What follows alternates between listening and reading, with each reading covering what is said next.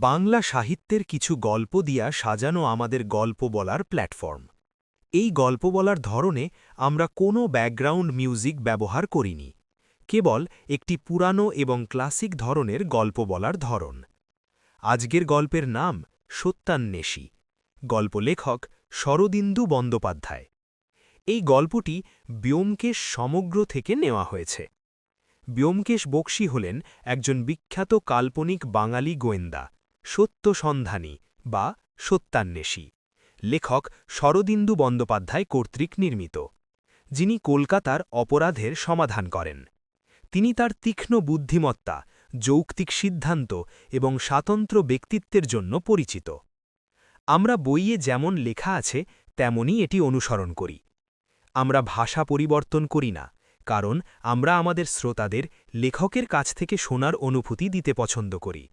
তাই সবাই প্রস্তুত থেকো, আমাদের সত্যান্বেষী তার বন্ধুর সাথে আসছে।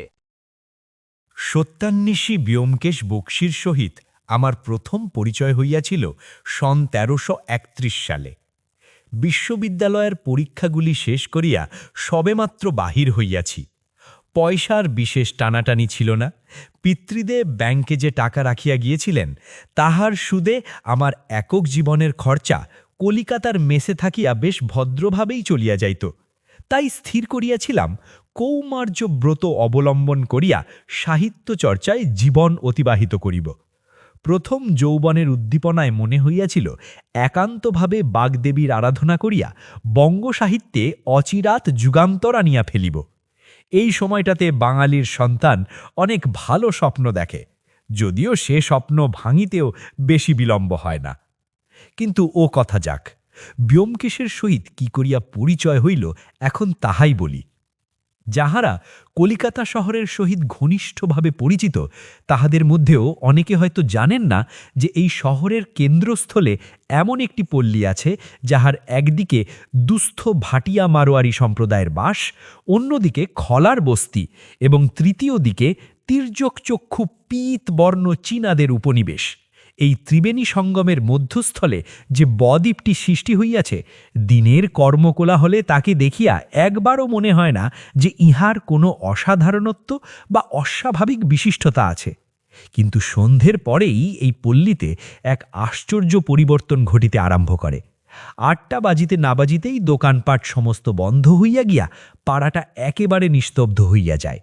কেবল দূরে দূরে দু একটা পান বিড়ির দোকান খোলা থাকে মাত্র। সে সময় যাহারা এ অঞ্চলে চলাফেরা করিতে আরম্ভ করে, তাহারা অধিকাংশই নিঃশব্দে ছায়া মূর্তির মতো সঞ্চারণ করে, এবং যদি কোনো অজ্ঞ পথিক অতর্কিতে এই পথে আসিয়া পড়ে, সেও দ্রুতপদে যেন সন্ত্রস্তভাবে ইহার এলাকা অতিক্রম করিয়া যায়। আমি কি করিয়া এই পাড়াতে আসিয়া একটি মেসের অধিবাসী হইয়া পড়িয়াছিলাম, তাহা বিশদ করিয়া লিখিতে গেলে পুঁথি বাড়িয়া যাইবে। এইটুকু বলিলেই যথেষ্ট হইবে যে দিনের বেলা পাড়াটা দেখিয়া মনে কোনো প্রকার সন্দেহ হয় নাই, এবং মেসের দ্বিতলে একটি বেশ বড় হাওয়াদার ঘর খুব সস্তায় পাওয়ায় বাক্য ব্যয় না করিয়া তাহা অধিকার করিয়াছিলাম। পরে যখন জানিতে পারলাম যে এই পাড়ায় মাসের মধ্যে ২-৩টি মৃতদেহ ক্ষতবিক্ষত অবস্থায় রাস্তায় পড়ে থাকিতে দেখা যায়, এবং নানা কারণে সপ্তাহে অন্তত একবার করিয়া পুলিশ রেড হইয়া থাকে, তখন কিন্তু বাসাটার উপরে এমন মমতা জন্মিয়া গিয়াছে যে আবার তল্প তুলিয়া নূতন বাসায় উঠিয়া যাইবার প্রবৃত্তি নাই।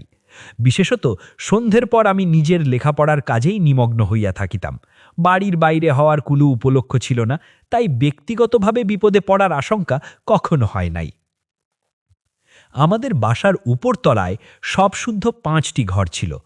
প্রত্যেকটিতে একজন করিয়া ভদ্রলোক থাকিতেন। তাহারা সকলেই চাকরিজীবী এবং বয়স্ক। শনিবারে বাড়ি যাইতেন, আবার সোমবারে ফিরিয়া অফিস যাতায়াত আরম্ভ করিতেন। এনারা অনেক দিন হইতেই মেসে বাস করিতেছেন। সম্প্রতি একজন কাজ হইতে অবসর লইয়া বাড়ি চলিয়া যাওয়াতে তাহারই শূন্য ঘরটা আমি দখল করিয়াছিলাম। সন্ধ্যের পর তাসের বা পাশার আড্ডা বসত। সেই সময় মেসের অধিবাসীদের কণ্ঠস্বর আর উত্তেজনা কিছু উগ্র ভাব ধারণ করিত। আশ্বিনীবাবু পাকা ফেলোয়াড় ছিলেন, তাহার স্থায়ী প্রতিদ্বন্দ্বী ছিলেন ঘনশ্যামবাবু। ঘনশ্যামবাবু হেরে গেলে চেঁচামেচি করিতেন। তারপর ঠিক ৯টার সময় বামুন ঠাকুর আসিয়া জানাইত যে আহার প্রস্তুত। তখন আবার এনারা শান্তভাবে উঠিয়া আহার সমাধা করিয়া যে যাহার ঘরে শুইয়া পড়িতেন।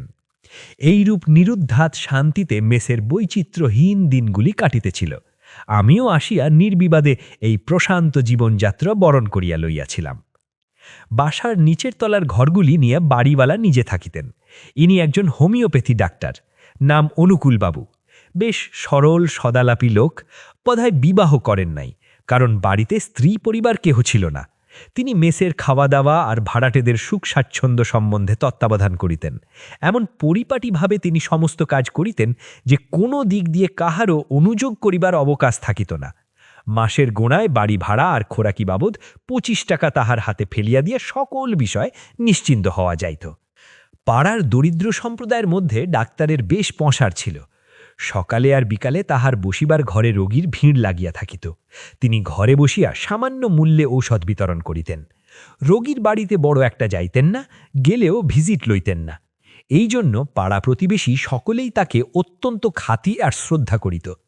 আমিও অল্পকালের মধ্যেই তাহার ভারী অনুরক্ত হইয়া পড়িয়াছিলাম।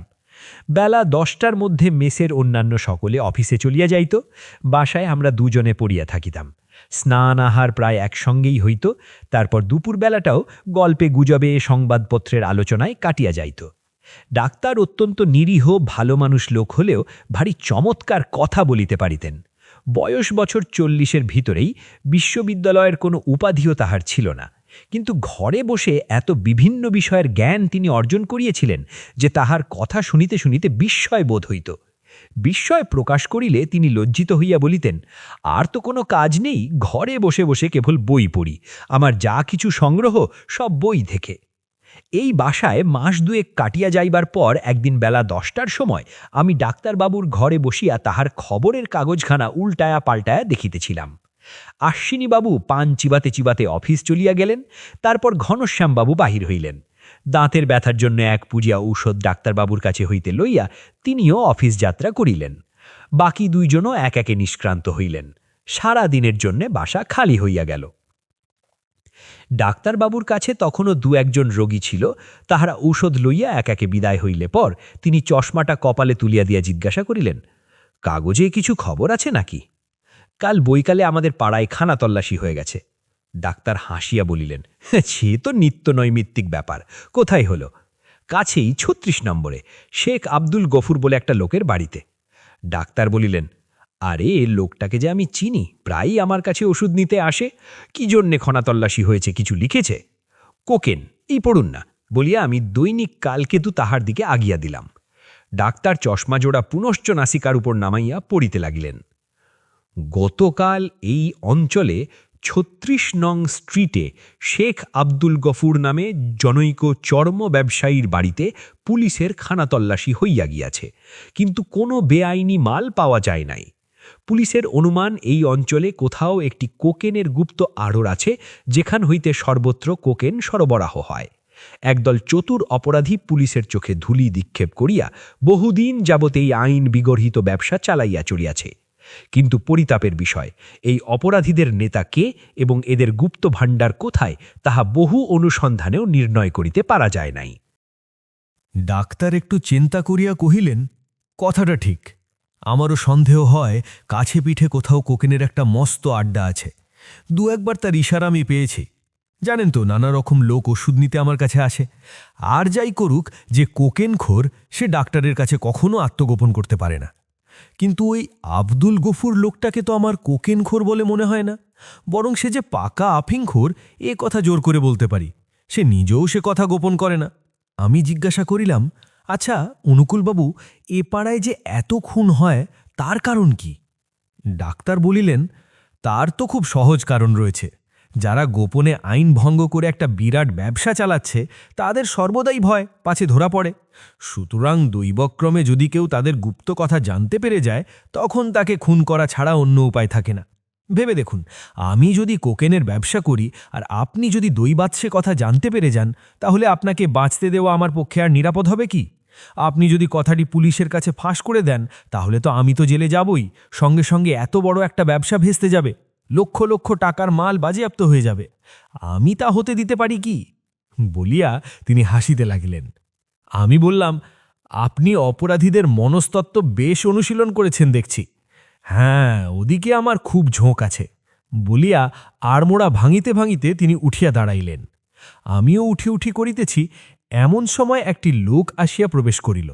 তাহার বয়স বোধ করি 23-24 হইবে। দেখিলে শিক্ষিত ভদ্রলোক বলিয়া মনে হয়। গায়ের রং ফর্সা, বেশ সুশ্রী সুগঠিত চেহারা, মুখে চোখে বুদ্ধির একটা ছাপ আছে। কিন্তু বোধহয় সম্প্রতি কোনো কষ্টে পড়িয়াছে, কারণ বেশভূষার কোনো যত্ন নাই, চুলগুলি অবিন্যস্ত, গায়ের কামিজটা ময়লা, এমনকি পায়ের জুতো জোড়াও কালির অভাবে রুক্ষ ভাব ধারণ করিয়াছে। মুখে একটা উৎকণ্ঠিত আগ্রহের ভাব। আমার দিক হইতে অনুকূলবাবুর দিকে ফিরিয়া জিজ্ঞাসা করিল, শুনলুম এটা একটা মেস, জায়গা খালি আছে কি? ঈষৎ বিস্ময় আমরা দুজনেই তাহার দিকে চাহিয়াছিলাম। অনুকূলবাবু মাথা নাড়িয়া বলিলেন, না। মহাশয়ের কি করা হয়? লোকটি ক্লান্তভাবে রোগীর বেঞ্চের উপর বসিয়া পড়িয়া বলিল, উপস্থিত চাকরির জন্য দরখাস্ত দেওয়া হয়, আর মাথা গোজনা একটা আস্তানা খোঁজা হয়। কিন্তু এই হতভাগা শহরে একটা মেসও কি খালি পাওয়ার জন্যই? সব কানায় কানায় ভর্তি হয়ে আছে। সহানুভূতির স্বরে অনুকূলবাবু বলিলেন, সিজনের মাঝখানে মেসে বাসায় জায়গা পাওয়া বড় মুশকিল। মহাশয়ের নামটি কি? অতুলচন্দ্র মিত্র। কলকাতায় এসে পর্যন্ত চাকরির সন্ধানে টোটো করে ঘুরে বেড়াচ্ছি। দেশে ঘটিবাটি বিক্রি করে যে কটা টাকা এনেছিলুম তাও প্রায় শেষ হয়ে এলো। গুটি 25-30 বাকি আছে। কিন্তু দুবেলা হোটেলে খেলে সেও আর কতদিন বলুন? তাই একটি ভদ্রলোকের মেস খুঁজছি। বেশি দিন নয়, মাসখানেকের মধ্যেই একটা হেস্তেনেস্তে হয়ে যাবে। এই কটা দিনের জন্যে দুবেলা দুটো শাক ভাত আর একটু জায়গা পেলেই আর আমার কিচ্ছু দরকার নেই। অনুকূলবাবু বলিলেন, বড় দুঃখিত হলাম অতুলবাবু, কিন্তু আমার এখানে সব ঘরই ভর্তি। অতুল একটি নিঃশ্বাস ফেলিয়া বলিল, তবে আর উপায় কি বলুন, আবার বেরোই, দেখি যদি ওড়িয়াদের আড্ডায় একটু জায়গা পাই। আর তো কিছু নয়, ভয় হয় রাত্রিরে ঘুমুলে হয়তো টাকাগুলো চুরি করে নেবে। এক গ্লাস জল খাওয়াতে পারেন? ডাক্তার জল আনিতে গেলেন। লোকটির অসহায় অবস্থা দেখিয়া আমার মনে বড় দয়া হইল। একটু ইতস্তত করিয়া বলিলাম, আমার ঘরটা বেশ বড় আছে, দুজনে থাকলে অসুবিধা হবে না। তা আপনার যদি আপত্তি না থাকে। অতুল লাফাইয়া উঠিয়া বলিল, আপত্তি? বলেন কি মশায়, স্বর্গ হাতে পাব। তাড়াতাড়ি ট্যাগ হইতে কতকগুলো নোট আর টাকা বাহির করিয়া বলিল, কত দিতে হবে? টাকাটা আগাম নিয়ে নিলে ভালো হতো না? আমার কাছে আবার। তাহার আগ্রহ দেখিয়া আমি হাসিয়া বলিলাম, থাক, টাকা পরে দেবেন এখন, তাড়াতাড়ি কিছু নেই। ডাক্তারবাবু জল নিয়া ফিরিয়া আসিলেন। তাহাকে বলিলাম, ইনি সংকটে পড়েছেন, তাই আপাতত আমার ঘরেই থাকুন, আমার কোনো কষ্ট হবে না। অতুল কৃতজ্ঞতা গদগদ স্বরে বলিল, আমার উপর ভারী দয়া করেছেন ইনি, কিন্তু বেশি দিন আমি কষ্ট দেব না। ইতিমধ্যে যদি অন্য কোথাও জায়গা পেয়ে যাই তাহলে সেখানেই উঠে যাব, বলিয়া জল পান আসতে গ্লাসটা নামিয়ে রাখিল। ডাক্তার একটু বিস্মিতভাবে আমার দিকে ফিরিয়া বলিলেন, আপনার ঘরে? তা বেশ, আপনার যখন অমত নেই তখন আমি কি বলবো। আপনার সুবিধাও হবে, ঘর ভাড়াটা ভাগাভাগি হয়ে যাবে।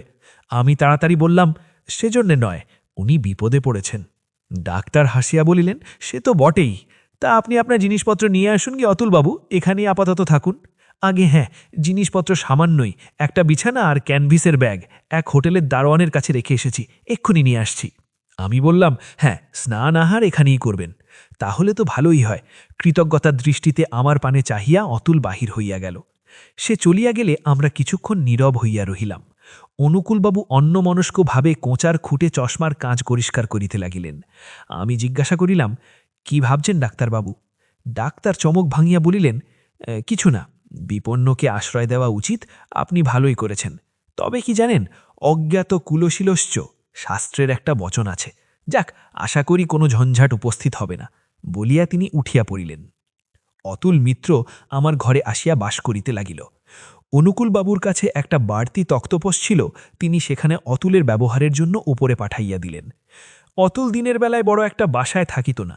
সকালে উঠে চাকরির সন্ধানে বাহির হইয়া যাইত, বেলা 10টা-11টার সময় ফিরিত, আবার স্নান আহারের পর বাহির হইত। কিন্তু যতটুকু সময় সে বাসায় থাকিত তাহারই মধ্যে বাসার সকলের সঙ্গে বেশ সম্প্রীতি জমাইয়া তুলিয়েছিল। সন্ধ্যের পর খেলার মুজলিসে তাহার ডাক পড়িত, কিন্তু সে তাস পাশ খেলতে জানত না, তাই কিছুক্ষণ সেখানে বসিয়া আস্তে আস্তে নিচে নেমে গিয়া ডাক্তারের সহিত গল্পগুজব করিত। আমার সঙ্গেও তাহার বেশ ভাব হইয়া গিয়াছিল। দুজনেরই একই বয়স, তার উপর একই ঘরে ওঠা বসা, সুতরাং আমাদের সম্বোধন আপনি হইতে তুমিতে নামিতে বেশি বিলম্ব দেখিতে হইল না। অতুল আসিবার পর হপ্তাখানেক বেশ নীলুপদ্রবে কেটে গিয়াছিল। তারপর মেসে নানা রকম বিচিত্র ব্যাপার ঘটিতে আরম্ভ করিল। সন্ধ্যের পর অতুল আর আমি অনুকূলবাবুর ঘরে বসিয়া গল্প করিতেছিলাম। রোগীর ভিড় কমিয়া গিয়াছিল। দু একজন মাঝে মাঝে আসিয়া রোগের বিবরণ বলিয়া ঔষধ লইয়া যাইতেছিল। গত রাত্রিতে প্রায় আমাদের বাসার সম্মুখেই একটা খুন হইয়া গিয়াছিল। আজ সকালে রাস্তার উপর লাশ আবিষ্কৃত হইয়া একটু উত্তেজনার সৃষ্টি করিয়াছিল। আমরা সেই বিষয়েই আলোচনা করিতেছিলাম। বিশেষ উত্তেজনার কারণ এই যে লাশ দেখিয়া লোকটাকে দরিদ্র শ্রেণীর ভাটিয়া বলিয়া মনে হলেও তাহার কোমরের গেজের ভিতর থেকে ১০০ টাকার ১০ কেতার নোট পাওয়া গিয়াছিল। ডাক্তার বলিতেছিলেন, এ কোকেন ছাড়া আর কিছু নয়। ভেবে দেখুন, টাকার লোভে যদি খুন করত তাহলে তার কোমরে ১০০০ টাকার নোট পাওয়া যেত না। আমার মনে হয় লোকটা কোকেনের খরিদ্দার ছিল। কোকেন কিনতে এসে কোকেন ব্যবসায়ীদের সম্বন্ধে কোনো মারাত্মক গুপ্ত কথা জানতে পারে। হয়তো তাদের পুলিশের ভয় দেখায়, ব্ল্যাকমেল করবার চেষ্টা করে, তারপরেই ব্যাস খতম। অতুল বলিল, কে জানে মশায়, আমার তো ভারী ভয় করছে। আপনারা এ পাড়ায় আছেন কি করে? আমি যদি আগে জানতুম তাহলে। ডাক্তার বলিলেন, তাহলে ওড়িয়াদের আড্ডাতেই যেতেন। আমাদের কিন্তু ভয় করে না। আমি তো ১০-১২ বছর এ পাড়ায় আছি, কিন্তু কারুর কোথায় থাকি না বলে কখনো হাঙ্গামায় পড়তে হয়নি।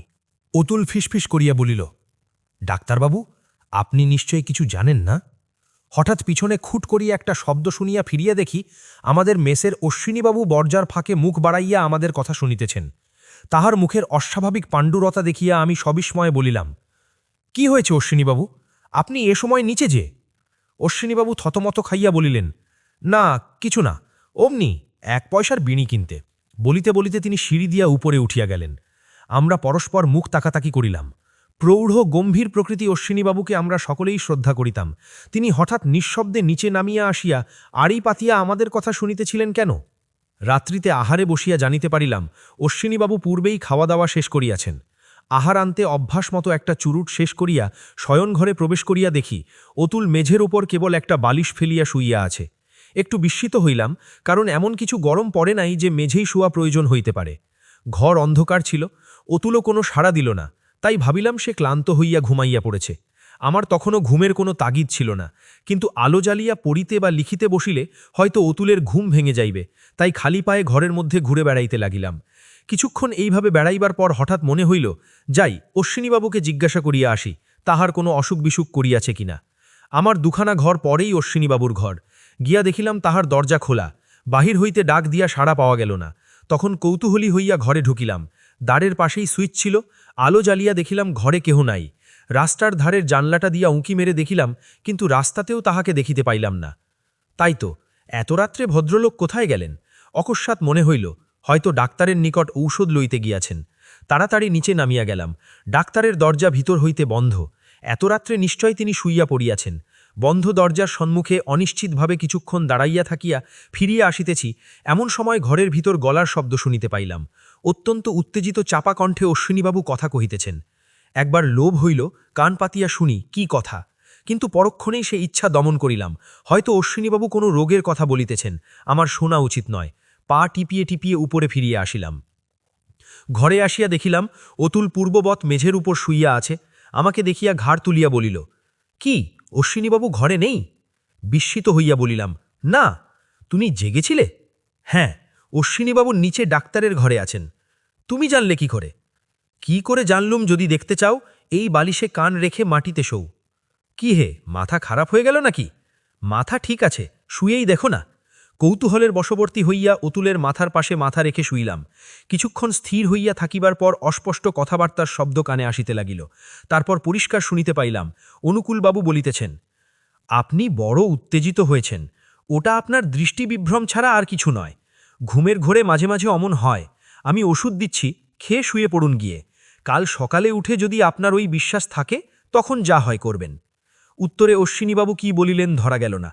চেয়ার টানার শব্দে বুঝিলাম দুজনে উঠিয়া পড়িলেন। আমি ভূসজ্জা ছাড়িয়া উঠিয়া বসিলাম। বলিলাম, ডাক্তারের ঘরটা যে আমাদের ঘরের নিচেই তা মনে ছিল না, কিন্তু কি ব্যাপার বলতো? অশ্বিনীবাবুর হয়েছে কি? অতুল হাই তুলিয়া বলিল, ভগবান জানেন। রাত হলো, এবার বিছানায় উঠে শুয়ে পড়া যাক। আমি সন্দিগ্ধভাবে জিজ্ঞাসা করিলাম, তুমি মাটিতে শুয়েছিলে কেন? অতুল বলিল, সমস্ত দিন ঘুরে ঘুরে ক্লান্ত হয়ে পড়েছিলাম, মেঝেটা বেশ ঠান্ডা বোধ হইল, তাই শুয়ে পড়লুম। ঘুমও একটু এসেছিল, এমন সময় ওনাদের কথাবার্তায় চটকা ভেঙে গেল। সিঁড়িতে অশ্বিনীবাবুর পায়ের শব্দ শুনিতে পাইলাম। তিনি নিজের ঘরে ঢুকিয়া সশব্দে দরজা বন্ধ করিয়া দিলেন। ঘড়িতে দেখিলাম রাত্রি প্রায় 11টা বাজে। অতুল শুইয়া পড়িয়াছিল। মেসও একেবারে নিশুতি হইয়া গিয়াছে। আমি বিছানায় শুইয়া অশ্বিনীবাবুর কথাই ভাবিতে ভাবিতে ঘুমাইয়া পড়িলাম। সকালে অতুলের ঠেলা খেয়ে ধর্মর করিয়া উঠিয়া বসিলাম। বেলা 7টা বাজিয়াছে। অতুল বলিল, ওহে ওঠো, গতিক ভালো ঠেকছে না। কেন, কি হয়েছে? অশ্বিনীবাবু ঘরের দরজা খুলছেন না, ডাকাডাকিতে সাড়াও পাওয়া যাচ্ছে না। কি হয়েছে তার? তা বলা যায় না, তুমি এসো বলিয়া সে ঘর থেকে তাড়াতাড়ি বাহিরে বাড়িয়া গেল। আমিও তাহার পশ্চাতে বাহিরে আসিয়া দেখিলাম অশ্বিনীবাবুর দরজার সম্মুখে সকলেই উপস্থিত আছেন। উৎকণ্ঠা জল্পনা ও দ্বার ঠেলাঠেলি চলিতেছে। নিচে হইতে অনুকূলবাবুও আসিয়াছেন। দুশ্চিন্তা ও উৎকণ্ঠাক্রমে বাড়িয়াই চলিল, কারণ অশ্বিনীবাবু এত বেলা পর্যন্ত কখনো ঘুমান না। তাছাড়া যদি ঘুমাইয়া পড়েও থাকেন তবে এত হাঁকে ডাকে জাগিতেছেন না কেন? অতুল অনুকূলবাবুর নিকটে গিয়া বলিল, দেখুন, দরজা ভেঙে ফেলা যাক, আমার তো ভালো বোধ হচ্ছে না। অনুকূলবাবু বলিলেন, হ্যাঁ হ্যাঁ, সে আর বলতে, ভদ্রলোক হয়তো মূর্ছিত হয়ে পড়ে আছেন, নইলে জবাব দিচ্ছেন না কেন? আর দেরি নয় অতুলবাবু, দরজা ভেঙে ফেলুন। 1.5 ইঞ্চি পুরু কাঠির দরজা, তাহার ওপর ইয়েল লক লাগানো। কিন্তু অতুল এবং আরও 2-3 জন একসঙ্গে সজোরে ধাক্কা দিতেই বিলাতি তালা ভেঙে ঝনঝন শব্দে দরজা খুলিয়া গেল। তখন মুক্ত দ্বার পথে যে বস্তুটি সকলের দৃষ্টিগোচর হইল, তাহা দেখিয়া বিস্ময়ে ভয়ে কাহারও মুখে কথা ফুটিল না। স্তম্ভিত হইয়া সকলে দেখিলাম, ঠিক দরজার সম্মুখেই অশ্বিনীবাবু ঊর্ধ্বমুখ হইয়া পড়িয়াছেন। তাহার গলা এক প্রান্ত হইতে অন্য প্রান্ত পর্যন্ত কাটা, মাথা ও ঘাড়ের নিচে পুরু হইয়া রক্ত জমিয়া যেন একটা লাল মখমলের গালিচা বিছাইয়া দিয়াছে। আর তাহার প্রক্ষিপ্ত প্রসারিত দক্ষিণ হস্তে একটা রক্তমাখানো খুর তখনও যেন জিঘাংসা ভরে হাসিতেছে। নিশ্চল জড় পিণ্ডবৎ আমরা কিছুক্ষণ দাঁড়াইয়া রহিলাম। তারপর অতুল এবং ডাক্তার একসঙ্গে ঘরে ঢুকিলেন। ডাক্তার বিভলভাবে অশ্বিনীবাবুর বিভৎস মৃতদেহের দিকে তাকাইয়া থাকিয়া কম্পিত স্বরে কহিলেন, কি ভয়ঙ্কর! শেষে অশ্বিনীবাবু আত্মহত্যা করলেন। অতুলের দৃষ্টি কিন্তু মৃতদেহের দিকে ছিল না। তাহার 2 চক্ষু তলোয়ালের ফলার মতো ঘরের চারিদিকে ইতস্তত ঘুরাইয়া বেড়াইতেছিল। সে একবার বিছানাটা দেখিল, রাস্তার ধারের খোলা জানলা দিয়া উকি মারিল, তারপর ফিরিয়া শান্ত কণ্ঠে বলিল, আত্মহত্যা নয় ডাক্তারবাবু, এ খুন, নৃশংস নরহত্যা।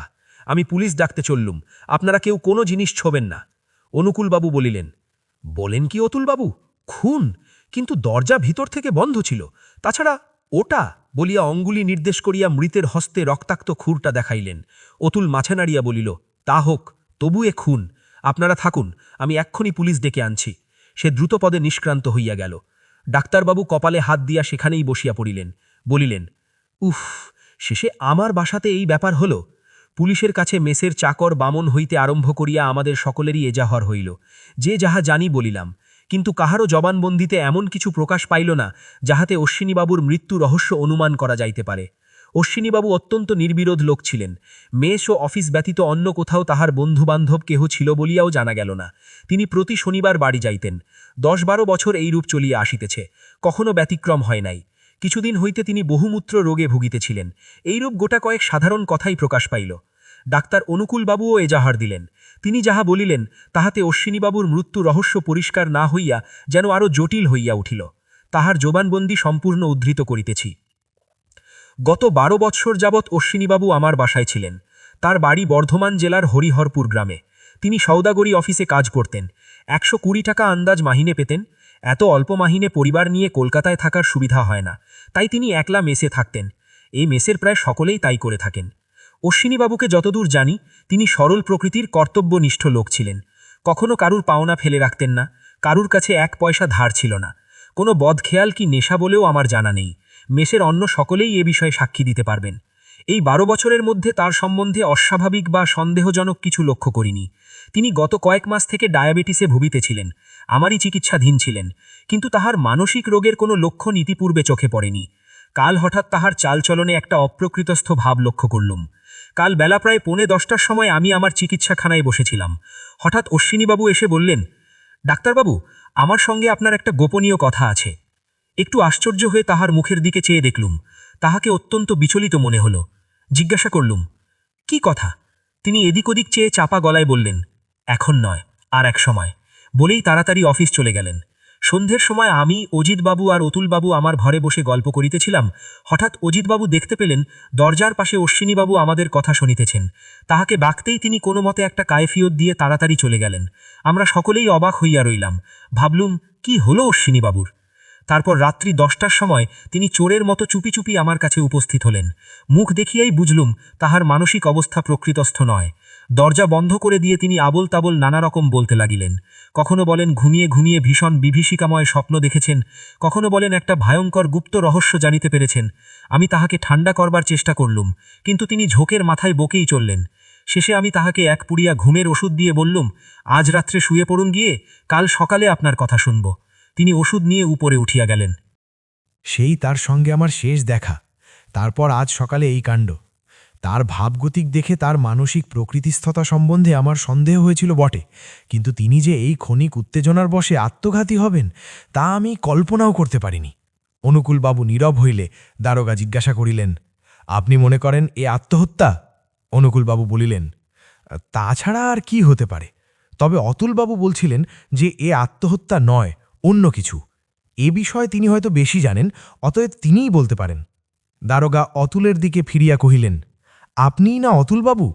এটা যে আত্মহত্যা নয় তা মনে করবার কোনো কারণ আছে? আছে। নিজের হাতে মানুষ অমন ভয়ানকভাবে নিজের গলা কাটতে পারে না। আপনি লাশ দেখেছেন, ভেবে দেখুন এ অসম্ভব। দারোগা কিয়ৎকাল চিন্তা করিয়া বলিলেন, হত্যাকারী কে আপনার কোনো সন্দেহ হয় কি? না। হত্যার কারণ কিছু অনুমান করতে পারেন কি? অতুল রাস্তার দিকের জানলাটা নির্দেশ করিয়া বলিল, ওই জানলাটা হত্যার কারণ। দারোগা সচকিত হইয়া বলিলেন, জানলা হত্যার কারণ? আপনি বলতে চান হত্যাকারী ওই জানলা দিয়ে ঘরে ঢুকেছিল? না, হত্যাকারী দরজা দিয়েই ঘরে ঢুকেছিল। দারোগা মৃদু হাসিয়া বলিলেন, আপনার বোধহয় স্মরণ নেই যে দরজা ভিতর থেকে বন্ধ ছিল? স্মরণ আছে। দারোগা ঈষৎ পরিহাসের স্বরে বলিলেন, তাহলে কি অশ্বিনীবাবু আহত হবার পর দরজা বন্ধ করে দিয়েছিলেন? না, হত্যাকারী অশ্বিনীবাবুকে হত্যা করবার পর বাইরে থেকেই দরজা বন্ধ করে দিয়েছিল। সে কি করে হতে পারে? অতুল মুখ টিপিয়া হাসিয়া বলিল, খুব সহজে, একটু ভেবে দেখলেই বুঝতে পারবেন। অনুকূলবাবু এতক্ষণ দরজাটার দিকেই তাকিয়েছিলেন। তিনি বলিয়া উঠিলেন, ঠিক তো, ঠিক তো, দরজা সহজেই বাইরে থেকে বন্ধ করা যায়, এতক্ষণ আমাদের মাথাতেই ঢোকেনি। দেখছেন না দরজায় যে ইয়াল লক লাগানো? অতুল বলিল, দরজা বাইরে থেকে টেনে দিলেই বন্ধ হয়ে যায়, তখন আর ভিতর থেকে ছাড়া কোলবার উপায় নেই। দারোগা প্রবীণ লোক, তিনি গালে হাত দিয়া ভাবিতে ভাবিতে বলিলেন, সে ঠিক, কিন্তু একটা জায়গায় খটকা লাগছে। অশ্বিনীবাবু যে রাত্রে দরজা খুলে শুয়েছিলেন তার কি কোনো প্রমাণ আছে? অতুল বলিল, না, বরঞ্চ তার উল্টো প্রমাণ আছে। আমি জানি তিনি দরজা বন্ধ করে শুয়েছিলেন। আমি বললাম, আমিও জানি না, আমি তাকে দরজা বন্ধ করতে শুনেছি। দারোগা বলিলেন, তাহলে? অশ্বিনীবাবু রাত্রে উঠে হত্যাকারীকে দরজা খুলে দিয়েছিলেন, এ অনুমানও তো সম্ভব বলে মনে হয় না। অতুল বলিল, না, কিন্তু আপনার বোধহয় স্মরণ নেই যে অশ্বিনীবাবু গত কয়েক মাস থেকে একটা রোগে ভুগছিলেন। রোগে ভুগছিলেন? ও, ঠিক বলেছেন অতুলবাবু, ও কথাটা আমার খেয়ালই ছিল না। দারোগা একটু মুরব্বিয়ানা ভাবে বলিলেন, আপনি দেখছি বেশ ইন্টেলিজেন্ট লোক, পুলিশে ঢুকে পড়ুন না, এ পথে আপনি উন্নতি করতে পারবেন। কিন্তু এদিকে ব্যাপার ক্রমেই ঘোরালো হয়ে উঠছে। যদি সত্যিই এটা হত্যাকাণ্ড হয়, তাহলে হত্যাকারী যে ভয়ানক হুঁশিয়ার লোক তাতে সন্দেহ নেই। কারোর ওপর আপনাদের সন্দেহ হয় কি? বলিয়া সকলের মুখের দিকে চাহিলেন। সকলেই নীরবে মাথা নাড়িলেন। অনুকূলবাবু বলিলেন, দেখুন, এ পাড়ায় প্রায়ই একটা দুটো খুন হয়, এ খবর অবশ্য আপনার কাছে নতুন নয়। পরশুদিনই আমাদের বাসার প্রায় সামনে একটা খুন হয়ে গেছে। এই সব দেখে আমার মনে হয় যে সবগুলো হত্যাই এক সুতোয় গাথা। একটার কিনারা হলেই অন্যটার কিনারা হবে, অবশ্য যদি অশ্বিনীবাবুর মৃত্যুকে হত্যাকাণ্ড বলে মেনে নেওয়া হয়। দারোগা বলিলেন, তা হতে পারে, কিন্তু অন্য খুনের কিনারা হবার আশায় বসে থাকলে বোধহয় অনন্তকাল বসেই থাকতে হবে। অতুল বলিল, দারোগাবাবু, যদি এ খুনের কিনারা করতে চান তাহলে ওই জানলাজার কথা ভালো করে ভেবে দেখবেন। দারোগা ক্লান্তভাবে কহিলেন, সব কথাই আমাদের ভালো করে ভেবে দেখতে হবে অতুলবাবু। এখন আপনাদের প্রত্যেকের ঘর আমি খানা তাল্লাশ করতে চাই। তারপর উপরে নিচে সব ঘরই পুঙ্খানুপুঙ্খরূপে খানা তাল্লাশ করা হইল, কিন্তু কোথাও এমন কিছু পাওয়া গেল না যাহার দ্বারা এই মৃত্যু রহস্যের ওপর আলোকপাত হইতে পারে। অশ্বিনীবাবুর ঘরও যথারীতি অনুসন্ধান করা হইল, কিন্তু দু একটা অতি সাধারণ পারিবারিক চিঠিপত্র ছাড়া আর কিছুই পাওয়া গেল না। খুঁড়ের শূন্য খাপটা বিছানার পাশেই পড়েছিল। তিনি নিজে ক্ষৌরকার্য করতেন, এ কথা আমরা সকলেই জানতাম। খাপটা চিনতেও কষ্ট হল না। অশ্বিনীবাবুর মৃতদেহ পূর্বেই স্থানান্তরিত হইয়াছিল। অতঃপর তার দরজায় তালা লাগিয়ে সিলমোহর করে দারোগা বেলা 1:30 নাগাদ প্রস্থান করিলেন। অশ্বিনীবাবুর বাড়িতে তার পাঠানো হয়েছিল। বাইকালে অশ্বিনীবাবুর পুত্ররা ও অন্যান্য নিকট আত্মীয়গণ আসিয়া উপস্থিত হইলেন। তাদের বিস্মিত বিমূঢ় শোকের চিত্রের ওপর জবনিকাটা নিলাম। আমরা অনাত্মীয় হইলেও অশ্বিনীবাবুর এই শোচনীয় মৃত্যুতে প্রত্যেকেই গভীরভাবে আহত হইয়াছিলাম। তাছাড়া নিজেদের প্রাণ নিয়েও কম আশঙ্কা হয়নি। যেখানে পাশের ঘরে এরকম ব্যাপার ঘটতে পারে সেখানে আমাদের জীবনেরই বা কী নিশ্চয়তা। মলিন শশঙ্ক অবসন্নতার ভিতর দিয়া এই বিপদ ভারাক্রান্ত দুর্দিন কাটিয়া গেল। রাত্রিকালে শয়নের পূর্বে ডাক্তারের ঘরে গিয়ে দেখিলাম তিনি স্তব্ধ গম্ভীর মুখে বসে আছেন। এই একদিনের ঘটনায় তার শান্ত নিশ্চিহ্ন মুখের উপর কালো কালো রেখা পড়ে গেছে। আমি তার পাশে বসিয়া বলিলাম, বাসার সকলেই তো ম্যাস ছেড়ে যাওয়ার জোগাড় করছেন। ম্লান হাসিয়া অনুকূলবাবু বলিলেন, তাদের তো দোষ দেওয়া যায় না অজিতবাবু। এরকম ব্যাপার যেখানে ঘটে সেখানে কে থাকতে চায় বলুন? কিন্তু একটা কথা আমি কিছুতেই বুঝতে পারছি না, একে খুন বলা যেতে পারে কি করে? আর যদি খুনই হয় তাহলে মেসের বাইরের লোক দ্বারা খুন তো সম্ভব না। প্রথমত, যেমন হত্যাকারী ওপরে উঠল কি করে, সিঁড়ির দরজা রাত্রিকালে বন্ধ থাকে, এ তো আপনারা সকলেই জানেন। যদি ধরে নেওয়া যায় যে লোকটা কোনো কৌশলে ওপরে উঠেছিল, কিন্তু সে অশ্বিনীবাবুর খুর দিয়ে তাকে খুন করল কি করে? এ কি কখনো সম্ভব? সুতরাং বাইরের লোক দ্বারা খুন হয়নি এ কথা নিশ্চিত। তাহলে বাকি থাকেন কারা? যারা মেসে থাকেন। এদের মধ্যে অশ্বিনীবাবুকে খুন করতে পারে এমন কেউ কি আছে কি? অবশ্য অতুলবাবু অল্পদিন হলো এসছেন, তার বিষয়ে আমরা কিছু জানি না। আমি চমকে উঠিয়া বললাম, অতুল? ডাক্তারবাবু গলা খাটো করিয়া বলিলেন, অতুলবাবু লোকটিকে আপনার কীরকম মনে হয়? আমি বললাম, অতুল? না না না, এই কখনো সম্ভব নয়। অতুল কি জন্য অশ্বিনীবাবুকে? ডাক্তারবাবু বলিলেন, তাহলে দেখুন, আপনার মুখ থেকেই প্রমাণ হয়ে যাচ্ছে যে মেসের কেউ এই কাজ করতে পারেন না। তাহলে বাকি কি থাকে? তিনি আত্মহত্যা করেছেন এই কথাটাই কি বাকি থেকে যাচ্ছে না? কিন্তু আত্মহত্যা করবারও তো একটা কারণ থাকা চাই। সে কথাও আমি ভেবে দেখেছি। আপনার মনে আছে কিছুদিন আগে আমি বলেছিলাম যে এই পাড়ায় একটা কোকেনের গুপ্ত সম্প্রদায় আছে। এই সম্প্রদায়ের সর্দার কে তা কেউ জানে না? হ্যাঁ, মনে আছে। ডাক্তারবাবু ধীরে ধীরে বলিলেন, এখন মনে করুন অশ্বিনীবাবুই যদি এই সম্প্রদায়ের সর্দার হন তাহলে? আমি স্তম্ভিত হইয়া বললাম, সে কি? তাও কি কখনো সম্ভব? ডাক্তারবাবু বলিলেন, অজিতবাবু, পৃথিবীতে কিছুই অসম্ভব নয়। বরঞ্চ কাল রাত্রে অশ্বিনীবাবু যে নেশা করেছিলেন তাতে এই সন্দেহ ঘনীভূত হয়। খুব সম্ভব তিনি অত্যন্ত ভয় পেয়েছিলেন। অত্যধিক ভয় পেলে মানুষ অপ্রকৃতিস্থ হয়ে পড়তে পারে। কে বলতে পারে, হয়তো এই অপ্রকৃতিস্থতার ঝোঁকেই তিনি আত্মহত্যা করেছেন। ভেবে দেখুন, এ অনুমান কি সঙ্গত মনে হয় না? এই অভিনব থিওরি শুনে আমার মাথা একেবারে গুলিয়ে গেছিল। আমি বললাম, কি জানি ডাক্তারবাবু, আমি তো কিছুই ধারণা করতে পারছি না। আপনি বরং আপনার সন্দেহের কথা পুলিশকে বলুন। ডাক্তারবাবু উঠিয়া দাঁড়াইলেন, বলিলেন, কাল তাই বলবো। এ সমস্যার একটা মীমাংসা না হওয়া পর্যন্ত যেন কিছুতেই শান্তি পাচ্ছি না। 2-3টা দিন কোনো রকমে কাটিয়া গেল। মনের একান্ত অশান্তির উপর সিআইডি বিভাগের বিবিধ কর্মচারীর নিরন্তর যাতায়াতে ও সওয়াল জবাবে প্রাণ অতিষ্ঠ হয়ে গিয়াছিল। মেসের প্রত্যেকেই পালাই পালাই করিতেছিলেন, কিন্তু আবার পালাইতেও সাহস হচ্ছিল না। কি জানি, তাড়াতাড়ি বাসা ছাড়লে যদি পুলিশ তাকেই সন্দেহ করে বসে। বাসারই কোনো ব্যক্তির চারিধারে যে সন্দেহের জাল ধীরে ধীরে গুটিয়ে আসিতেছে তাহার কিশারা পাইতেছিলাম, কিন্তু সে ব্যক্তি কে তাহা অনুমান করিতে পারিতেছিলাম না। মাঝে মাঝে অজ্ঞাত আতঙ্কে বুকটা ধরাস করে উঠিতেছিল। পুলিশ আমাকেই সন্দেহ করে না তো? সেদিন সকালে অতুল ও আমি ডাক্তারের ঘরে বসিয়া সংবাদপত্র পাঠ করিতেছিলাম। একটা মাঝারি গোছের প্যাকিং কেসে ডাক্তারের ঔষধ আসিয়াছিল। তিনি বাক্স খুলিয়া সেগুলি সযত্নে বাহির করিয়া আলমারিতে সাজাইয়া রাখিতেছিলেন। প্যাকিং কেসের ওপর আমেরিকার ছাপ মারা ছিল। ডাক্তারবাবু দেশি ঔষধ ব্যবহার করিতেন না। দরকার হইলেই আমেরিকা কিংবা জার্মানি হইতে ঔষধ আনাইয়া লইতেন। প্রায় মাসে মাসে তাহার 1 বাক্স করিয়া ঔষধ আসিত। অতুল খবরের কাগজের অর্ধাংশটা নামাইয়া রাখিয়া বলিল, ডাক্তারবাবু, আপনি বিদেশ থেকে ঔষধ আনান কেন? দেশি ঔষধ কি ভালো হয় না? অতুল একটা বড় সুগার অফ মিল্কের শিশি তুলিয়া লইয়া তাহার গায়ে লেখা বিখ্যাত বিক্রেতাদের নাম দেখিয়া বলিল, এরিক অ্যান্ড হ্যাভেল, এরাই বুঝি সবচেয়ে ভালো ঔষধ তৈরি করে? হ্যাঁ। আচ্ছা, হোমিওপ্যাথিতে সত্যি সত্যি রোগ সারে? আমার তো বিশ্বাস হয় না। 1 ফোঁটা জল খেলে আবার রোগ সারবে কি?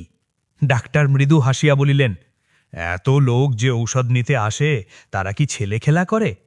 অতুল বলিল, হয়তো রোগ আপনিই সারে, তারা ভাবে ঔষধের গুণে সারল। বিশ্বাসেও অনেক সময় কাজ হয় কিনা। ডাক্তার শুধু একটু হাসিলেন, কিছু বলিলেন না।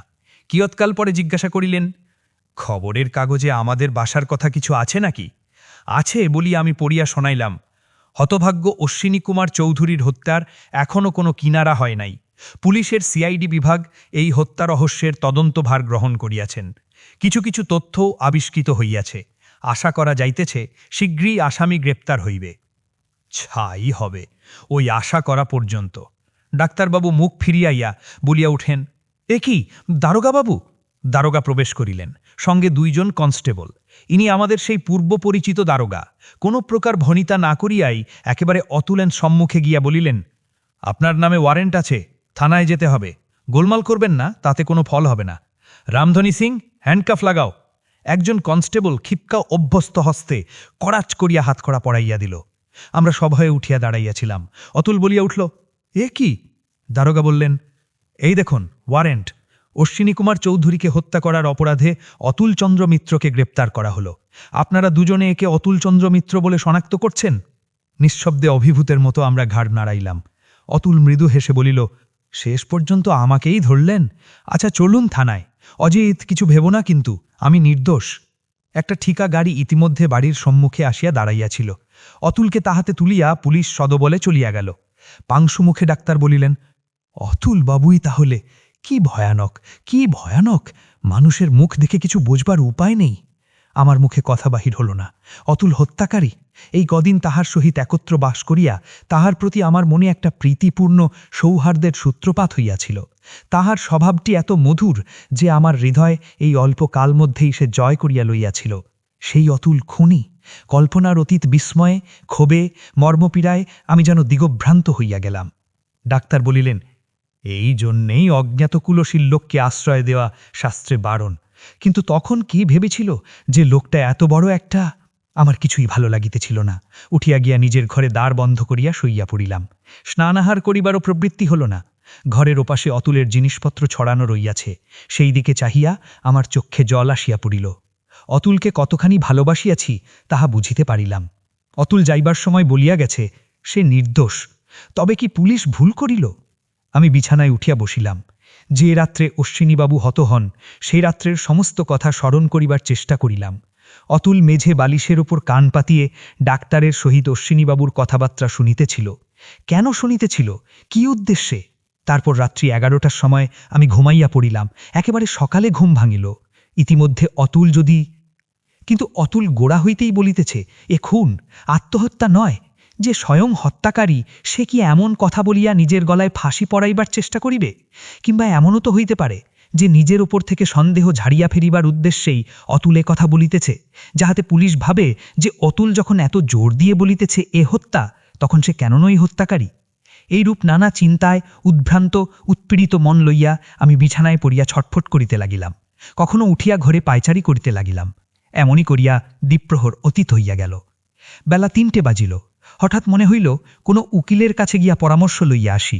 এরূপ অবস্থায় পড়িলে কি করা উচিত কিছুই জানা ছিল না। উকিলও কাহকে চিনি না। যা হোক, একটা উকিল খুঁজিয়া বাহির পড়া দুষ্কর হইবে না বুঝিয়া একটা জামা গলাইয়া লইয়া তাড়াতাড়ি বাহির হইবার উপক্রম করিতেছি। এমন সময় দরজায় ধাক্কা পড়িল। দ্বার খুলিয়া দেখি সম্মুখেই অতুল। হ্যাঁ, অতুল বলিয়া আমি আনন্দে তাহাকে প্রায় জড়াইয়া ধরিলাম। সে দোষী কি নির্দোষ এ আন্দোলন মন হইতে একেবারে মুছে গেল। রুক্ষ মাথা, শুষ্ক মুখ। অতুল হাসিয়া বলিল, হ্যাঁ ভাই, আমি বড্ড ভুগিয়েছে। অনেক কষ্টে একজন জামিন পাওয়া গেল, তাই ছাড়া পেলাম, নইলে আজ হাজতবাস করতে হতো। তুমি চলেছ কোথায়? একটু অপ্রতিভভাবে বললাম, উকিলের বাড়ি। অতুল স্নেহ সহজ আমার একটা হাত চাপিয়া দিয়া বলিল, আমার জন্যে? তার আর দরকার নেই ভাই, আপাতত কিছুদিনের জন্যে ছাড়ান পাওয়া গেছে। দুজনে ভরের মধ্যে আসিলাম। অতুল ময়লা জামাটা খুলিতে খুলিতে বলিল, মাথাটা ঝাঁঝা করছে, সমস্ত দিন নাওয়া খাওয়া নেই। তুমিও দেখছি নাওয়া খাওয়া নাই বেচারি। চলো চলো, মাথায় 2 কোটি জল ঢেলে যা হোক 2টো মুখে দেওয়া যাক, নাড়ি একেবারে চুইয়ে গেছে। আমি দ্বিধা ঠেলিয়া বলিতে চাহিলাম, অতুল অতুল তুমি তুমি আমি কি অশ্বিনীবাবুকে হত্যা করেছে কিনা? অতুল মৃদুকণ্ঠে হাসিল, সে আলোচনা পরে হবে, এখন কিছু খাওয়া দরকার। মাথাটা ধরেছে দেখছি, যা হোক স্নান করলেই সেরে যাবে বোধহয়। ডাক্তারবাবু প্রবেশ করিলেন। তাহাকে দেখিয়া অতুল বলিল, অনুকূলবাবু, ঘষা দোয়ানির মতো আবার আমি ফিরে এলাম। ইংরাজিতে একটা কথা আছে না, ব্যাড পেনি? আমার অবস্থাও প্রায় সেই রকম। পুলিশেও নিল না, ফিরিয়ে দিল।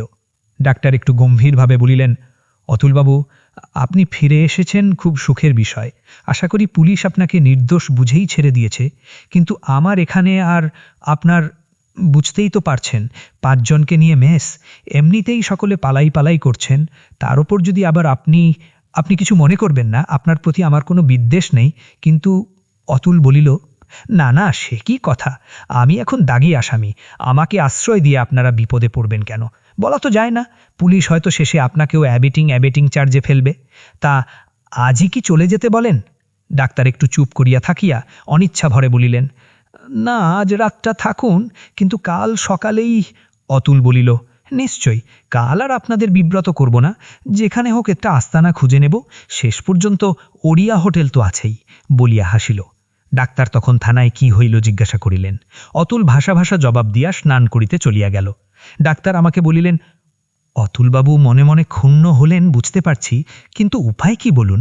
একে তো মেষের বদনাম হয়ে গেছে, তার ওপর যদি পুলিশের গ্রেপ্তারি আসামি রাখি, সেটা কি নিরাপদ হবে আপনিই বলুন? বাস্তবিক এটুকু সাবধানতা ও স্বার্থপরতার জন্য কাউকে দোষ দেয়া যায় না।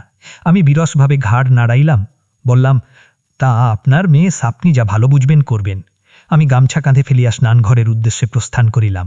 ডাক্তার লজ্জিত বিমর্ষ মুখে বসিয়া রহিলেন। স্নানাহার শেষ করিয়া ঘরে ফিরিতেছি, এমন সময় ঘনশ্যামবাবু অফিস থেকে ফিরিলেন।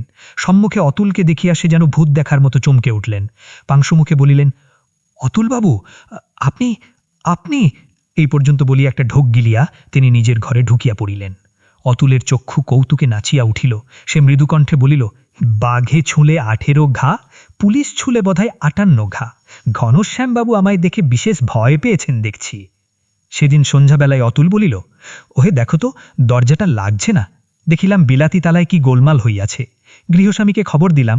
তিনি এসে দেখিয়া বলিলেন, বিলেতি তালায় ওই মুশকিল, ভালো আছেন তো বেশ আছেন, খারাপ হলে একেবারে ইঞ্জিনিয়ার ডাকতে হয়। এর থেকে আমাদের দেশি হুড়কো ভালো, যাওক, কালই মেরামত করিয়ে দেব, বলিয়া তিনি নামিয়া গেলেন। রাত্রে শয়ন পরিবার পূর্দামাতুল বলিল, অজিত, মাথা ধরাটা ক্রমেই বাড়ছে, কি করি বলো তো? আমি বললাম, ডাক্তারের কাছ থেকে এক পুড়িয়া ওষুধ নিয়ে খাও না। অতুল বলিল, হোমিওপ্যাথি ঔষধ, তাতে সারবে? আচ্ছা, দেখা যাক হোমোপাখির জোর। আমি বললাম, চলো, আমার শরীরটাও ভালো ঠেকছে না। ডাক্তার তখন দ্বার বন্ধ করিবার উপক্রম করিতেছিলেন। আমাদের দেখিয়া জিজ্ঞাসুভাবে মুখের দিকে চাহিলেন। অতুল বলিল, আপনার ঔষধের গুণ পরীক্ষা করতে এলাম, বড্ড মাথা ধরেছে, কিছু ব্যবস্থা করতে পারেন? ডাক্তার খুশি হইয়া বলিলেন, বিলক্ষণ, পারিবই কি, পিত্তি পড়ে মাথা ধরেছে, বসুন, এক্ষুনি ঔষধ দিচ্ছি, বলিয়া আলমারি থেকে নতুন ঔষধ পুড়িয়া করিয়া আনিয়া দিলেন। যান, খেয়ে শুয়ে পড়ুন গিয়ে, কাল সকালে আর কিছু থাকবে না। অজিতবাবু, আপনার চেহারাটাও ভালো ঠেকছে না, উত্তেজনার পর অবসাদ বোধ হচ্ছে না, শরীর ঢিসঢিস করছে, বুঝেছি, আপনিও এক দাগ নিন, শরীর বেশ ঝরঝরে হয়ে যাবে। ঔষধ লইয়া বাহির হইতেছি, অতুল বলিল, ব্যোমকেশ বক্সি বলে কাউকে চেনেন? ডাক্তার ঈষৎ চমকিত হইয়া বললেন, না, কে তিনি? অতুল বলিল, জানি না, আজ থানায় তার নাম শুনলুম, তিনি নাকি এই হত্যার তদন্ত করছেন। ডাক্তার মাথা নাড়িয়া বলিলেন, না, আমি তাকে চিনি না। উপরে নিজেদের ঘরে ফিরিয়া আসিয়া আমি বললাম, অতুল, এবার সব কথা আমায় বলো। কি বলবো? তুমি আমার কাছে কিন্তু লুকোচ্ছ, কিন্তু সে হবে না, সব কথা খুলে বলতে হবে। অতুল একটু চুপ করিয়া রইল, তারপর দ্বারের দিকে একবার দৃষ্টিপাত করিয়া বলিল, আচ্ছা, বলছি, এসো আমার বিছানায় বসো। তোমার কাছে যে আর লুকিয়ে রাখা চলবে না তা বুঝেছিলাম। আমি তাহার বিছানায় গিয়া বসিলাম, সেও দরজা ভেজিয়া আমার পাশে বসিল। ঔষধের পুড়িয়াটা তখনও আমার হাতে ছিল। ভাবিলাম সেটা খাইয়া নিশ্চিন্ত মনে গল্প শুনিব।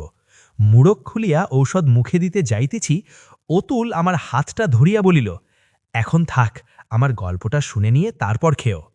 সুইচ তুলিয়া আলো নিভিয়া দিয়া অতুল আমার কানের কাছে মুখ এনে ফিসফিস করিয়া তাহার গল্প বলিতে লাগিল। আমি মন্ত্রমুগ্ধের মতো শুনিয়া চলিলাম। বিস্ময়ে আতঙ্কে মাঝে মাঝে গায়ে কাঁটা দিয়া উঠিতে লাগিল। 15 মিনিট পরে সংক্ষেপে গল্প সমাপ্ত করিয়া অতুল বলিল, আজ এই পর্যন্ত থাক, কাল সব খুলে বলবো।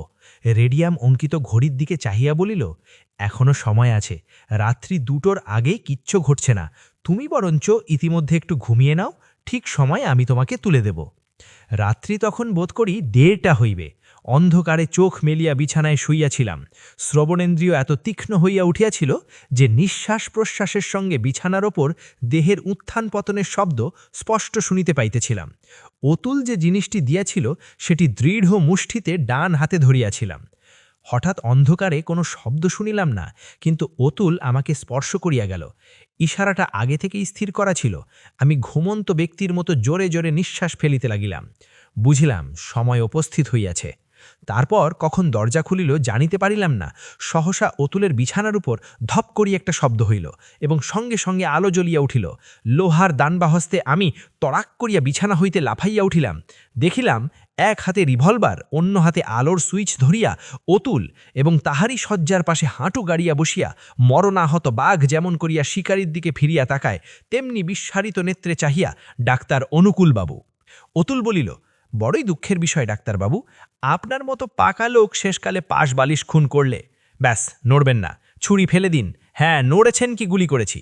অজিত, রাস্তার দিকের জানলাটা খুলে দাও তো, বাইরেই পুলিশ আছে। খবরদার! ডাক্তার বিদ্যুৎ বেগে উঠিয়া দরজা দিয়া পালাবার চেষ্টা করিল, কিন্তু সঙ্গে সঙ্গে অতুলের বজ্র মুষ্টি তাহার চোয়ালে হাতুড়ির মতো লাগিয়া তাহাকে ধরাশায়ী করিল। মাটিতে উঠিয়া বসিয়া ডাক্তার বলিল, বেশ, হার মানলুম, কিন্তু আমার অপরাধ কি শুনি? অপরাধ কি একটা ডাক্তার যে মুখে মুখে বলবো? তার প্রকাণ্ড ফিরিস্টি পুলিশ অফিসে তৈরি হয়েছে, ক্রমে প্রকাশ পাবে। আপাতত 4-5 জন কনস্টেবল সঙ্গে করিয়া দারোগা ও ইন্সপেক্টর প্রবেশ করিল। অতুল বলিল, আপাতত ব্যোমকেশ বক্সি সত্যান্বেষীকে আপনি খুন করার চেষ্টা করেছেন, এই অপরাধে পুলিশে সোপর্দ করছি। ইন্সপেক্টর বাবু, ইনিই আসামি। ইন্সপেক্টর নিঃশব্দে ডাক্তারের হাতে হাত কড়া লাগাইলেন। ডাক্তার বিষাক্ত দৃষ্টিতে চাহিয়া বলিল, এ ষড়যন্ত্র। পুলিশ আর ওই ব্যোমকেশ বক্সি মিলে আমাকে মিথ্যে মোকদ্দমায় ফাঁসিয়েছে, কিন্তু আমিও দেখে নেব। দেশে আইন আদালত আছে, আমারও টাকার অভাব নেই। ব্যোমকেশ বলিল, তা তো নেই, এত কোকেন বিক্রির টাকা যাবে কোথায়? বিকৃত মুখে ডাক্তার বলিল, আমি কোকেন বিক্রি করি তার কোনো প্রমাণ আছে? আছে বই কি ডাক্তার, তোমার সুগার অফ মিল্কের শিশিতেই তার প্রমাণ আছে। জোঁকের মুখে নুন পড়লে যেমন হয়, ডাক্তার মুহূর্ত মধ্যে তেমনই কুঁকড়াইয়া গেল। তাহার মুখ দিয়া আর কথা বাহির হইল না, শুধু নির্নিমেষ চক্ষু দুটো ব্যোমকেশের উপর শক্তিহীন ক্রোধে অগ্নিবৃষ্টি করিতে লাগিল। আমার মনে হইল এই যেন আমার সেই সাদাসিধে নির্বিরোধ অনুকূলবাবু নহে, একটা দুর্দান্ত নরঘাতক গুণ্ডা ভদ্রতার খোলস ছাড়িয়া বাহিরে বাহরিয়া আসিল। ইনার সহিত এতদিন পরম বন্ধুভাবে কাল কাটাইয়াছি ভাবিয়া শিহরিয়া উঠিলাম। ব্যোমকেশ জিজ্ঞাসা করিল, কি ওষুধ আমাদের দুজনকে দিয়েছিলে ঠিক করে বলো দেখি ডাক্তার? মরফিয়ার গুঁড়ো? না, বলবে না?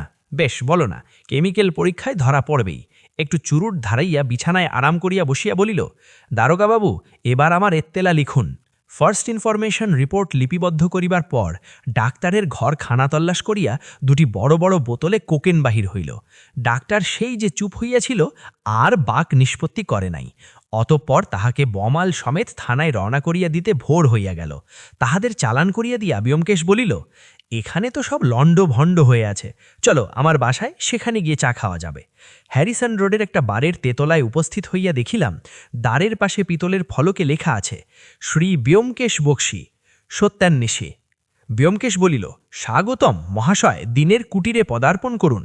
জিজ্ঞাসা করিলাম, সত্যান্বেষীটা কি? ওটা আমার পরিচয়। ডিটেকটিভ কথাটা শুনতে ভালো নয়, গোয়েন্দা শব্দটা আরও খারাপ, তাই নিজের খেতাব দিয়েছি সত্যান্বেষী। ঠিক হয়নি? সমস্ত তেতলাটা ব্যোমকেশের, গুটি 4-5 ঘর আছে, বেশ পরিষ্কার পরিচ্ছন্ন। জিজ্ঞাসা করিলাম, একলাই থাকো বুঝি? হ্যাঁ, সঙ্গী কেবল ভৃত্য পুটিরাম। আমি একটি নিঃশ্বাস ফেলিয়া বললাম, দিব্যি বাসাটি। কতদিন এখানে আছো? প্রায় বছরখানেক, মাঝে কেবল কয়েকদিনের জন্য তোমাদের বাসায় স্থান পরিবর্তন করেছিলাম। ভৃত্য পুটিরাম তাড়াতাড়ি স্টোভ জ্বালিয়া চা তৈরি করিয়া আনিল। গরম পেয়ালায় চুমুক দিয়া ব্যোমকেশ বলিল, আহ, তোমাদের মেসে ছদ্মবেশে কদিন মন্দ কাটল না। ডাক্তার কিন্তু শেষের দিকে ধরে ফেলেছিল, দোষ অবশ্য আমারই। কীরকম? পুলিশের কাছে জানলার কথাটা বলেই ধরা পড়ে গেলাম, বুঝতে পারছো না? ওই জানলা দিয়েই অশ্বিনীবাবু। না না, গোড়া থেকে বলো। চায়ে আরেক চুমুক দিয়া ব্যোমকেশ বলিল, আচ্ছা তাই বলছি, কতক তো কাল রাত্রেই শুনেছ, বাকিটা শোনো। তোমাদের পাড়ায় যে মাসের পর মাস ক্রমাগত খুন হয়ে চলেছে তা দেখে পুলিশের কর্তৃপক্ষ বেশ বিব্রত হয়ে উঠেছিলেন। একদিকে বেঙ্গল গভর্নমেন্ট, অন্যদিকে কাগজওয়ালারা পুলিশকে ভিতরে বাইরে খোঁচা দিয়ে দিয়ে আরও অস্থির করে তুলেছিল। এই রকম যখন অবস্থা, তখন আমি গিয়ে পুলিশের বড় সাহেবের সঙ্গে দেখা করলুম। বললুম, আমি একজন বেসরকারি ডিটেকটিভ, আমার বিশ্বাস আমি এই সব খুনের কেনারা করতে পারবো। অনেক কথাবার্তার পর কমিশনার সাহেব আমাকে অনুমতি দিলেন। শর্ত হলো, তিনি আর আমি ছাড়া এ কথা আর কেউ জানবে না। তারপর তোমাদের বাসায় গিয়ে জুটলুম। কোনো অনুসন্ধান চালাতে গেলে অকুস্থানের কাছেই বেস অফ অপারেশনস থাকা দরকার, তাই তোমাদের মেসটা বেছে নিয়েছিলুম। তখন কে জানতো যে বিপক্ষ দলেরও বেস অফ অপারেশনস ওই একই জায়গায়। ডাক্তারকে গোড়া থেকেই বড্ড বেশি ভালো মানুষ বলে মনে হয়েছিল, আর কোকেনের ব্যবসা চালাতে গেলে হোমিওপ্যাথি ডাক্তার সেজে বসা যে খুব সুবিধাজনক সে কথাও মনের মধ্যে উকিঝুঁকি মারছিল। কিন্তু ডাক্তারই যে নাটের গুরু এ সন্দেহ তখনও হয়নি।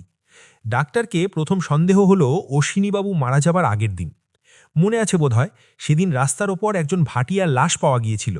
ডাক্তার যখন শুনলে যে তার ট্যাকের গেজে থেকে 1,000 টাকার নোট বেরিয়েছে, তখন তার মুখে মুহূর্তের জন্য এমন একটা ব্যর্থ লোভের ছবি ফুটে উঠল যে তা দেখেই আমার সমস্ত সন্দেহ ডাক্তারের ওপর গিয়ে পড়ল। তারপর সন্ধ্যাবেলায় অশ্বিনীবাবুর আড়ি পেতে কথা শোনার ঘটনা। আসলে অশ্বিনীবাবু আমাদের কথা শুনতে আসেননি, তিনি এসেছিলেন ডাক্তারের সঙ্গে কথা কইতে। কিন্তু আমরা রয়েছি দেখে তাড়াতাড়ি যা হয় একটা কৈফিয়ত দিয়ে চলে গেলেন। অশ্বিনীবাবুর ব্যবহারে আমার মনে আবার ধোকা লাগলো। মনে হলো হয়তো তিনিই আসল আসামি। রাত্রিরে মেঝে কান পেতে যা শুনলুম তাতেও ব্যাপারটা স্পষ্ট হলো না, শুধু এইটুকু বুঝলুম যে তিনি ভয়ঙ্কর একটা কিছু দেখেছেন। তারপর সে রাত্রিরে যখন তিনি খুন হলেন, তখন আর কোনো কথাই বুঝতে বাকি রইল না। ডাক্তার যখন ওই ভাকিয়াটাকে রাস্তার উপর খুন করে, দৈবক্রমে অশ্বিনীবাবু নিজের জানলা থেকে সে দৃশ্য দেখে ফেলেছিলেন, আর সেই কথাই তিনি গোপনে ডাক্তারকে বলতে গিয়েছিলেন। এখন ব্যাপারটা বেশ বুঝতে পারছো। ডাক্তার কোকেনের ব্যবসা করত, কিন্তু কাউকে জানতে দিত না যে সে এই কাজের সর্দার। যদি কেউ দৈবাত জানতে পেরে যেত, তাকে তৎক্ষণাৎ খুন করত। এইভাবে সে এতদিন নিজেকে বাঁচিয়ে এসেছে। ওই ভাটিয়াটা সম্ভবত ডাক্তারের দালাল ছিল, হয়তো তারই মারফত বাজারে কোকেন সরবরাহ হতো। এটা আমার অনুমান, ঠিক নাও হতে পারে। সেদিন রাত্রিরে সে ডাক্তারের কাছে এসেছিল, কোনো কারণে তাদের মধ্যে মনোমালিন্য হয়। হয়তো লোকটা ডাক্তারকে ব্ল্যাকমেল করবার চেষ্টা করে, পুলিশের ভয় দেখায়। তারপরেই যেই সে বাড়ি থেকে বেরিয়েছে, অমনি ডাক্তারও পিছন পিছন গিয়ে তাকে শেষ করে দেয়। অশ্বিনীবাবু নিজের জানলা থেকে এ দৃশ্য দেখতে পেলেন এবং ঘোর নির্বুদ্ধিতার বশে সে কথা ডাক্তারকেই বলতে গেলেন। তার কী উদ্দেশ্য ছিল জানি না। তিনি ডাক্তারের কাছে উপকৃত ছিলেন, তাই হয়তো তাকে সাবধান করে দিতে চেয়েছিলেন। ফল হলো কিন্তু ঠিক তার উল্টো। ডাক্তারের চোখে তার আর বেঁচে থাকবার অধিকার রইল না। সেই রাত্রিরেই কোনো সময় যখন তিনি ঘর থেকে বেরোবার উপক্রম করলেন, অমনি সাক্ষাৎ যম তার সামনে এসে দাঁড়ালো। আমাকে ডাক্তার গোড়ায় সন্দেহ করেছিল কিনা বলতে পারি না, কিন্তু যখন আমি পুলিশকে বললুম যে ওই জানলাটাই অশ্বিনী কুমারের মৃত্যুর কারণ, তখন সে বুঝলে আমি কিছু কিছু আন্দাজ করেছি। সুতরাং আমারও ইহলোক ত্যাগ করবার খাঁটি অধিকার জন্মালো। কিন্তু ইহলোক ত্যাগ করবার জন্যে আমি একেবারে ব্যগ্র ছিলুম না, তাই অত্যন্ত সাবধানে দিন কাটাতে লাগলুম। তারপর পুলিশ এক মস্ত বোকামি করে বসল, আমাকে গ্রেপ্তার করল। যা হোক, কমিশনার সাহেব এসে আমাকে খালাস করলেন, আমি আবার মেসে ফিরে এলুম। ডাক্তার তখন স্থির বুঝলে যে আমি গোয়েন্দা, কিন্তু সে ভাব গোপন করে আমাকে রাত্রিরের জন্য মেসে থাকতে দিয়ে ভারী উদারতা দেখিয়ে দিলে। উদারতার আড়ালে একটিমাত্র উদ্দেশ্য ছিল, কোনো রকমে আমাকে খুন করা, কারণ তার বিষয়ে আমি যত কথা জানতাম এত আর কেউ জানত না। ডাক্তারের বিরুদ্ধে তখনও পর্যন্ত কিন্তু সত্যিকারের কোনো প্রমাণ ছিল না। অবশ্য তার ঘর খানাতল্লাশি করে কোকেন বার করে তাকে জেলে দেওয়া যেতে পারত, কিন্তু সে যে একটা নিষ্ঠুর খুনি কথা কোনো আদালতে প্রমাণ হতো না। তাই আমিও তাকে প্রলোভন দেখাতে শুরু করলাম। দরজার তালায় পেরেক ফেলে দিয়ে আমি সেটাকে খারাপ করে দিলুম। ডাক্তার খবর পেয়ে মনে মনে উল্লসিত হয়ে উঠল, আমরা রাত্রিরে দরজা বন্ধ করে শুতে পারবো না। তারপর আমরা যখন ওষুধ নিতে গেলুম, তখন সে সাক্ষাৎ স্বর্গ হাতে পেল। আমাদের দুজনকে 2 পুরিয়া গুঁড়ো মরফিয়া দিয়ে ভাবলে আমরা তাই খেয়ে এমন ঘুমোবো যে সে নিদ্রা মহানিদ্রায় পরিণত হলেও জানতে পারবো না। তারপরেই ব্যাঘ্র এসে ফাঁদে পা দিলেন। আর কি? আমি বললাম, এখন উঠলুম ভাই, তুমি বোধহয় উপস্থিত ওদিকে যাচ্ছ না? না। তুমি কি বাসায় যাচ্ছ? হ্যাঁ। কেন? বাহ, কেন আবার? বাসায় যেতে হবে নাকি? আমি বলছিলাম কি, ও বাসা তো তোমাকে ছাড়তেই হবে, তা আমার এখানে এলে হতো না? এ বাসাটা নেহাত মন্দ নয়। আমি খানিক চুপ করিয়া বললাম, প্রতিদান দিচ্ছ বুঝি? ব্যোমকেশ আমার কাঁধে হাত রাখিয়ে বলল, না ভাই, প্রতিদান নয়। মনে হচ্ছে তোমার সঙ্গে এক জায়গায় না থাকলে আর মন টিকবে না। এই কদিনেই কেমন একটা বদভ্যাস জন্মে গেছে। সত্যি বলছো?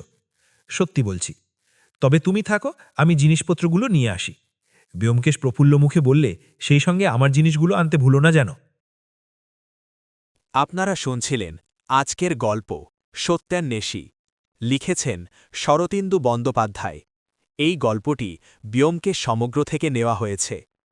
আপনাদের সকলের কি এই গল্প বলার ধরনটি ভালো লেগেছে? আমাদের কমেন্টে জানান। আপনারা সকলেই জানেন যে এটি একটি ক্রমবর্ধমান চ্যানেল।